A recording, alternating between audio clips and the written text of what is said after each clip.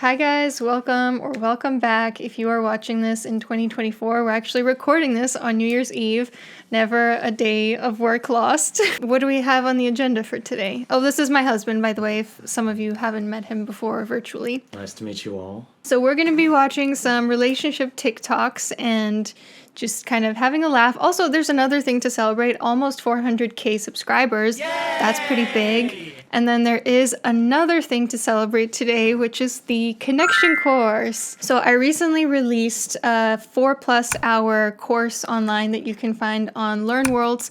I will put the link down below. And it is all about the skills required to have healthy relationships, identify unhealthy ones, eliminate the unhealthy ones. There are 15 different videos and 20 pages of handouts to go along with it. It's very interactive, a lot of exercises, homework assignments, journaling prompts, and so that's what the handouts are for. And also you get access to a community forum, which I actually didn't know when I used LearnWorlds. I wanted to keep everyone's identity private, and I think it still is private, like the list of students, but if you want to, there is a forum where you can actually go in and ask questions, interact with other people, and even ask me questions about the course. So the way that it's structured, first are the introductory pieces, so just an introduction to the course, a pre-course self-assessment where I run you through some journaling prompts, and then we go into the foundational skills of healthy relationships. So these include the key tenets of a healthy relationship, the 3 ingredients of love, when and how to initiate relationships, healthy communication skills, emotion regulation skills, keeping your relationship positive, and attachment style and boundaries.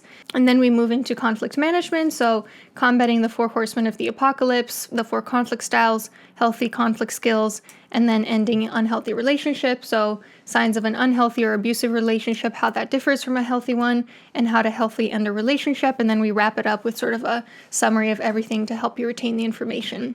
Based on the research and interventions of people like John Gottman, Marsha Linehan, some of the chapters include research that was done on primarily couples, but it's not just for that. It can really be helpful for any type of relationship. There was only one lesson really that was specific to romantic relationships, but the rest I think could be helpful for just gaining healthy relationship skills of whatever kind you need. It's not just for couples or anything. It's definitely comprehensive in terms of what types of connections. So who is this course for? It is for you if you feel like you're missing some sort of relationship rule book or handbook that other people have that you don't. What is Chianti doing back there? I think she's hunting her brother. Yeah. Chianti's definitely missing some rule book on how to interact with him. Apparently, if Chianti could write a rule book, it would say, kick your brother in the head, sit on his head, lick his butt. This course might also be for you if you feel like your relational life is lacking in either quantity or quality, if you struggle to distinguish between healthy and unhealthy relationships and you're not quite sure how to find healthy ones or how to get out of unhealthy ones. It could be helpful and just helping you in romantic or non-romantic situations. Now, who is it not for? Although I think the course does a good job of showing you the differences between healthy and unhealthy and even abusive relationships, this course is by no means meant to be enough to get you out of an intimate partner violence situation. If you are in that situation, you definitely need a lot more resources than just this course. You need therapy, individual, group, case management, definitely not couples therapy, but I do not want to make it seem like this course is a replacement for any sort of abuse situation intervention. Chianti likes the mention of violence. Yeah, she's very violent. And also, this course is not going to be enough to implement these skills if you have something like a personality disorder, although I think it can be good information and a good first step. It's obviously going to take a lot of therapy to actually implement a lot of the skills in here. So the course is currently on a launch sale for $197.99. So you get $40 off at this point. After that, at some point, it's going to increase depending on how quickly the spots go. And there's also a couple of pay over time options.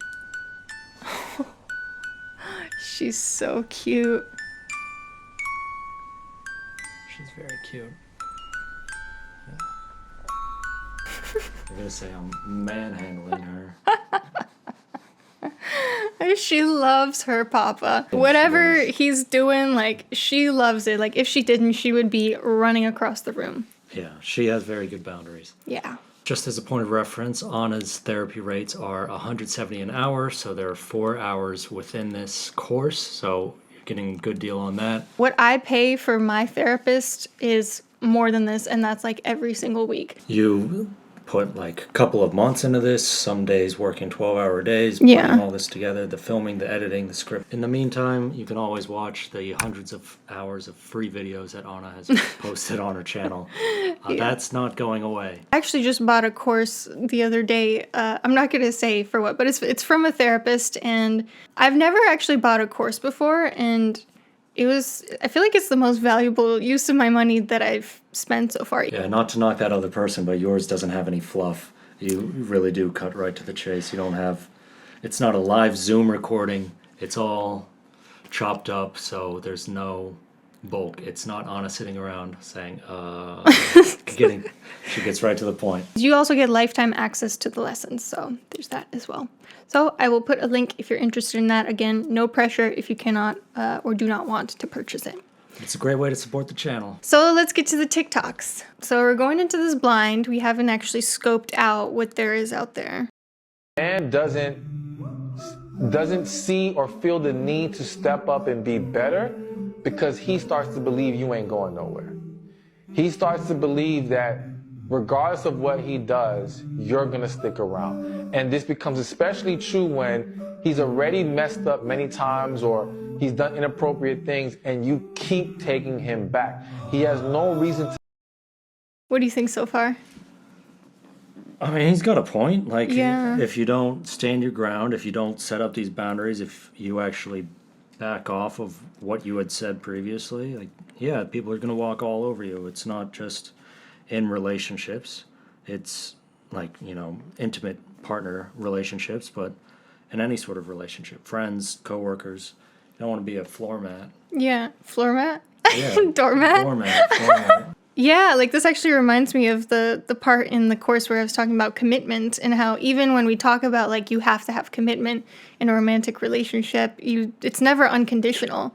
It's always with like a little bit of an asterisk, except like super religious people or people in say maybe like arranged marriages who are very much like we're in this for life no matter what happens. But for most people in Western relationships, any kind of relationship, there is commitment with that caveat. That caveat's really important to not getting taken advantage of and like being able to walk away if something's abusive. To think that now you're gonna just up and one day walk away, which is why Are they playing you'll see Euphoria music? Situations where the woman finally gets fed up, mine says enough is enough, and the dude is shocked.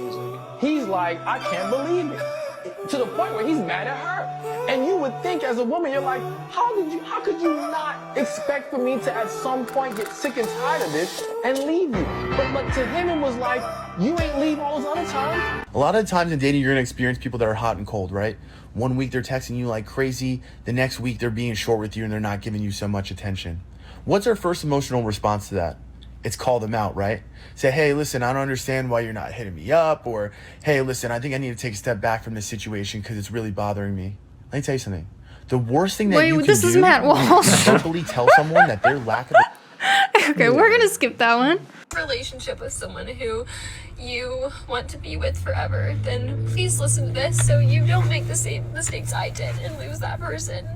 No relationship is perfect. Every relationship has its problems, its fights, its issues, and sometimes those are problems that are recurring that have just never been resolved. But like, listen to this. If you guys are fighting and you can't figure out like why you can't get on the same page, then this is what you do. Take your feelings and the way you feel you've been hurt and take that and shove it aside. This is not about you right now. Chances are somehow you've hurt your partner too, and they want you to hear them and you want them to hear you. So you have to put your feelings aside and you have to actually put yourself into their head. Now, once you're in their head, think of the way that you acted in a situation, something you said, an action you did, and then think about, based on your action, how would they have felt? It gives the partner no responsibility, though. Like, it's Yeah. all on her to be cognizant of his feelings and think about how he must have felt. I mean, there's a middle ground there, but maybe you should talk about this before you have a fight. Take some time, come back. Let's both think about how the other person felt. Yeah, that's what I was thinking too while I was watching her, is like you can tell she's in so much pain. She said that like she messed up, and obviously I don't know the situation of like her relationship and everything, but when I see this level of like pain and accountability, I sometimes wonder what the other side looks like and whether they're reciprocating, because yeah, like generally it's great advice when you don't agree with someone or they say you've hurt their feelings. Put yourself in their shoes. Imagine how you would feel if you were in their situation. And also the other person has to reciprocate for it to be healthy, because if one person does this and the other person doesn't, then that's how toxic dynamics start. Okay, let's keep watching. Not just like, put yourself in their shoes. Like, I need you to feel Wait, is she it. driving?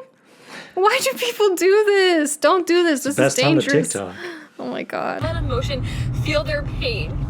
And if you both do that, then you can finally get in a place where you understand each other's pain, and you can make up, you can forgive, and you can let go. No, she's in And an you Uber. cannot do In an Uber? Yeah, she's in the backseat of the Uber. Oh my god. I couldn't be so brave. I'm kidding. this. Oh. those reoccurring issues will keep coming, and they will never get resolved, and the anxiety and stress will build and build and build until there's nothing left to give for either of you.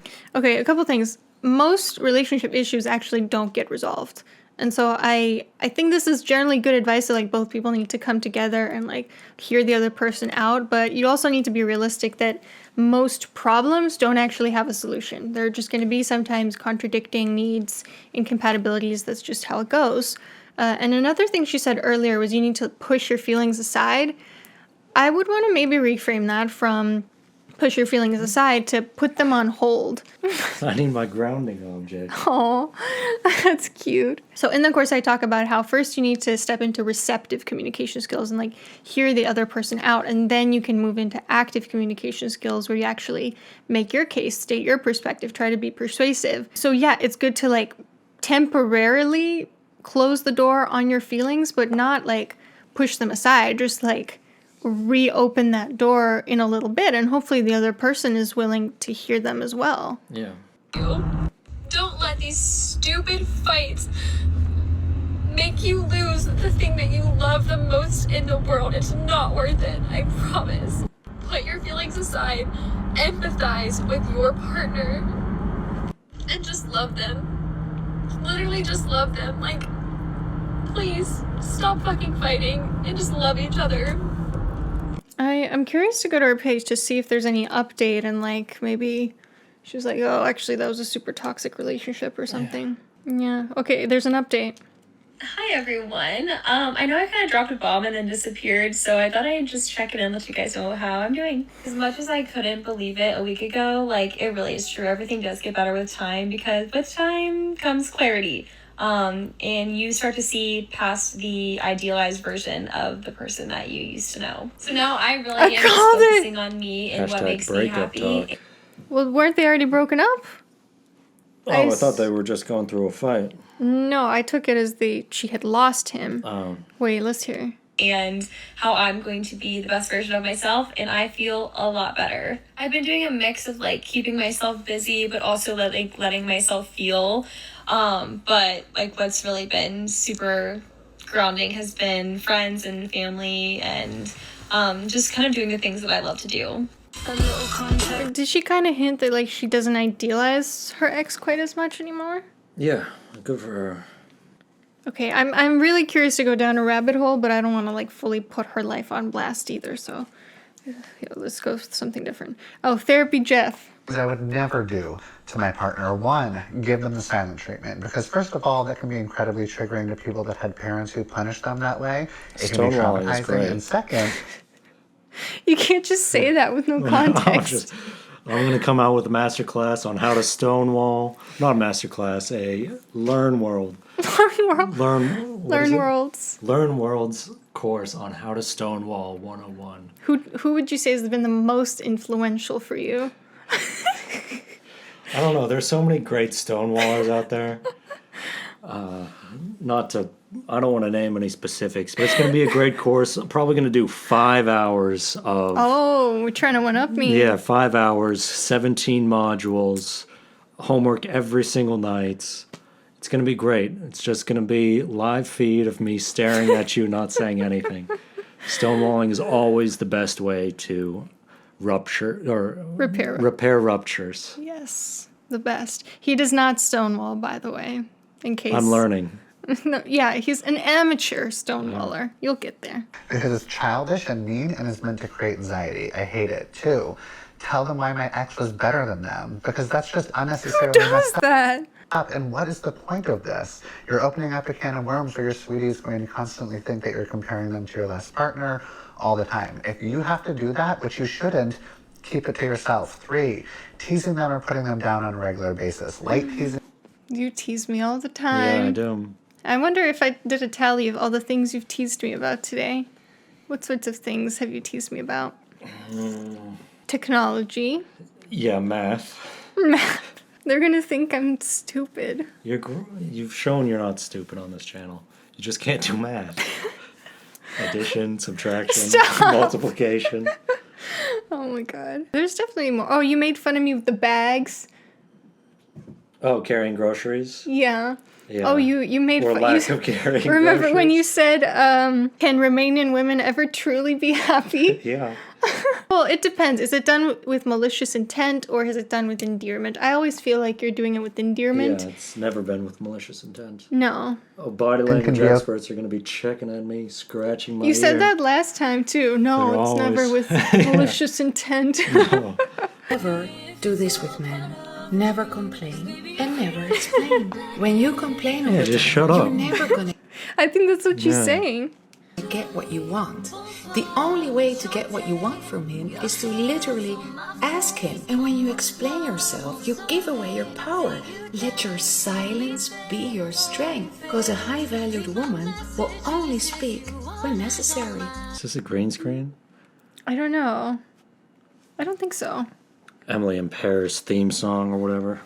The What? worst. I'm so confused.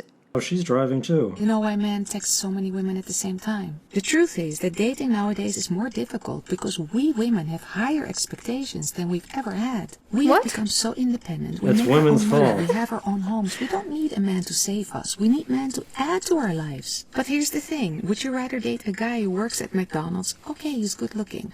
Or would you rather date a guy who is a CEO and he's Those also are the good only looking? two And if you are options. honest, you will tell me you will choose the CEO because he makes more money. And Wait, this I'm is so exactly the confused. What- answer to what did why this men video text so start many girls with? at the That's why men make money as CEOs, and that's why they text so many girls at the same time.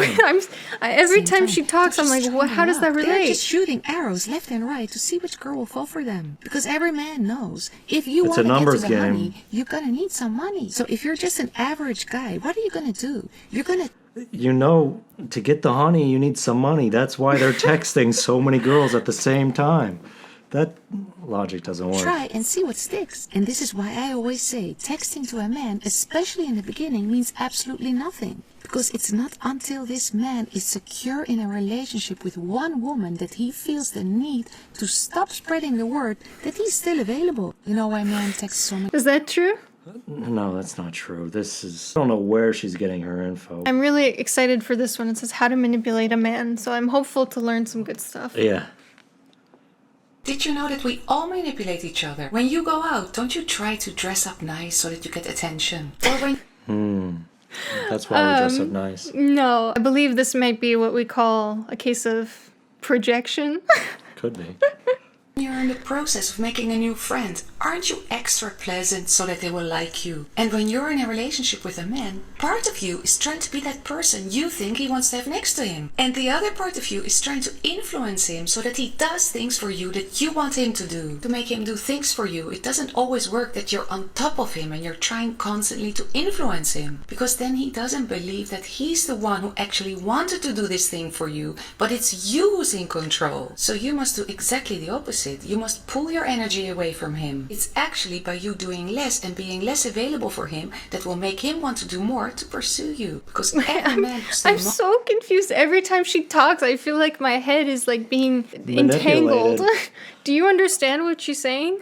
No, but she's like bouncing between points. What, the chase or whatever, the pursue and the pursuer, the pursued pursuer dynamic, which I don't think is a great way to find a strong, stable relationship either. Playing games. Yeah, because she's conflating playing games with influencing people.